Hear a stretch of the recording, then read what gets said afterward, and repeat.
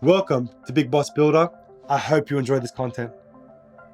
It's my passion to bring to you years worth of knowledge in the entrepreneurial game.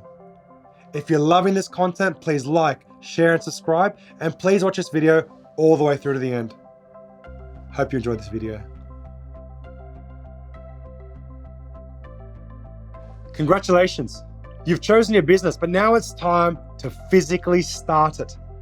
There are a lot of things you need to consider before you get moving. First and foremost, in today's age, no one trusts a company that's not online. If, that is, you've already chosen your company name. That's if, that is, you've already chosen your logo. Before you can even get online, you have to do all the prep work, what people expect to see, a business name with a brand behind it, and be very wary what you choose because it's gonna stay with you forever.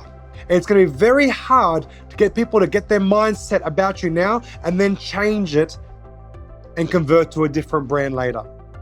You have your company name, you have your logo, you need a story. What makes your company unique? You need to put a narrative around it. You can't simply say, we paint walls, right? You could bring life to houses through vibrant colors. You could be an artist for commercial spaces. What you can't be is what everyone else sees you to be against your competition. You have to be unique.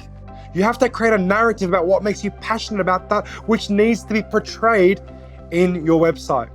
Next, of course, you need your website, but be very careful of stock photos and repeat images.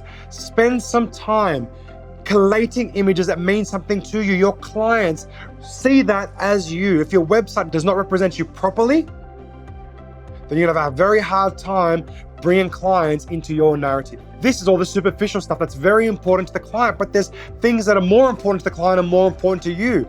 You have to get your letters of engagement or your contracts or your paperwork done, fine-tuned, and checked by a solicitor. If you don't have the money for a solicitor to check whatever contracts you need, don't start. Keep working, accrue money, because one contract done incorrectly changes your whole business and changes your whole life. If you spend your whole life paying back money that's questioned by solicitors of clients, you're never going to recover. You can't take back 5 years worth of contracts because someone has found a loophole in your contract. Think about it. If a solicitor finds a loophole in your contract and manages to get your client's money back, even though you've done all the work, that solicitor is going to make a name for himself by advertising anyone chasing your firm. Get your paperwork sorted out. Beyond that, you need business cards. These are things people look to towards credibility. You have to get your rating systems. You have to get your memberships inside.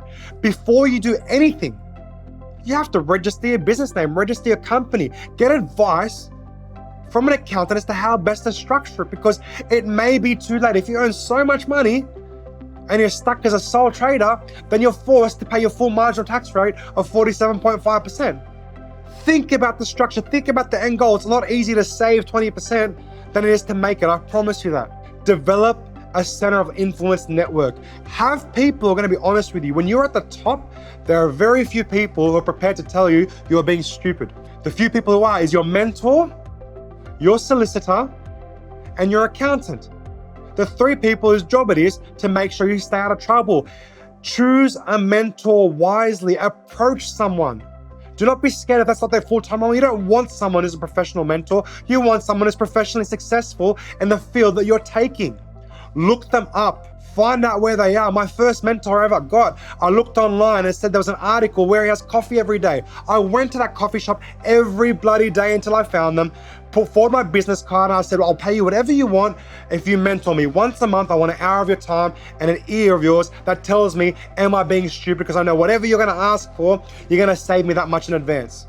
Your center of influence will save you forever. It's a difference between success and failure. It's good to understand where you are. It's good to know your industry. It's good to know knowledge, but we have blind sides. You have to be smart enough to know there are areas in which you're stupid. Take the advice of third parties who see things differently with no emotional attachment. Humble yourself to those who've been there before you. Otherwise, I promise you, no one's gonna approach you as a mentor because the level of success you wished you had, you're never gonna have. Get your paperwork in order. get your center of influence in order, get your business cards, get your website, get your credibility intact, put it all together before you push the button and have your first conversation about your first client. You should do nothing else until your foundations are set, because one crack in your foundation deteriorates any bit of credibility you would have had. And you will fight twice as hard to retain one client as you would anything else in the business. You're setting yourself up for failure. You would fight twice as hard to retain a client if you're not prepared adequately. It is substantially easier to keep one than get a new one. Do your foundation work. If you can't afford to, do not start. Keep your part-time job, keep your full-time job, fund the essentials. And then from your foundations, you can build. I hope this has helped.